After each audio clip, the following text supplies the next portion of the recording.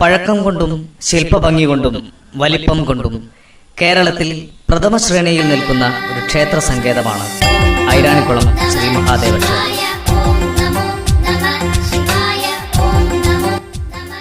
പരശുരാമ പ്രതിഷ്ഠിതമായ ശിവലിംഗം സദാശിവഭാവത്തിൽ കുടികൊള്ളുന്നതും കേരളത്തിലെ ഏറ്റവും വലിയതും മൃഗമാല കൊണ്ട് അരഞ്ഞാണമിട്ടതുമായ തെക്കേടത്ത് ശ്രീകോവിൽ, നടയിൽ ഏറ്റവും വലിയ ബലിക്കല്ല്.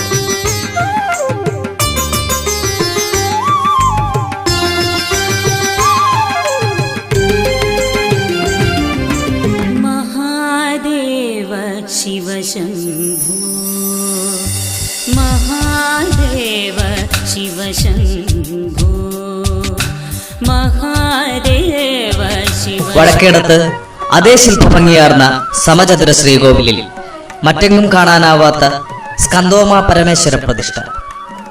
ശ്രീ പരമേശ്വരനും ഉമാദേവിയും ബാലമുരുകനും അഭയവരതരായി പൂർണ്ണകായ പഞ്ചലോഹ വിഗ്രഹ രൂപത്തിൽ ഒരേ പീഠത്തിൽ വാണരുന്നു. ആദിപരാശക്തി ത്രിഗുണഭാവങ്ങളിൽ പരിലസിക്കുന്നവളും അനാദികാലം മുതൽ ആദിവാസികൾ അമ്മദൈവമായി ആരാധിച്ചിരുന്നവളും നാട്ടുകാരുടെ പോറ്റമ്മയുമായ കരോട്ടമ്മ. ചുറ്റുമായി കീഴ്തൃക്കോവിൽ മഹാവിഷ്ണു, ശാസ്താവ്, ഗണപതി, നാഗദേവതകൾ, സൗന്ദര്യദേവതയായ യക്ഷി എന്നിവയെല്ലാം ചേർന്ന ബൃഹത്തായ ക്ഷേത്ര സമുച്ചയമാണ് ഐരാണിക്കുളത്തേത്. വൃശ്ചികത്തിലെ തിരുവാതിര മുതൽ ധനുമാസത്തിലെ തിരുവാതിര വരെ 28 ദിവസം ആഘോഷിച്ചിരുന്നതെന്ന് താളിയോലകൾ സാക്ഷ്യപ്പെടുത്തുന്ന തിരുവാതിര ഉത്സവം.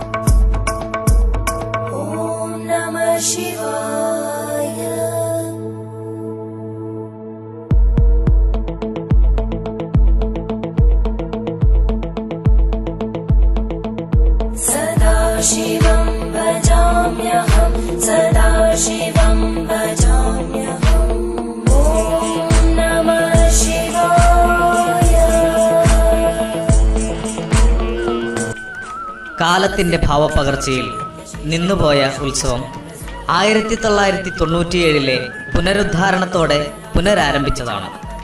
ധനുമാസത്തിലെ തിരുവാതിര ആറാട്ടായി 8 ദിവസത്തിലൊതുക്കി.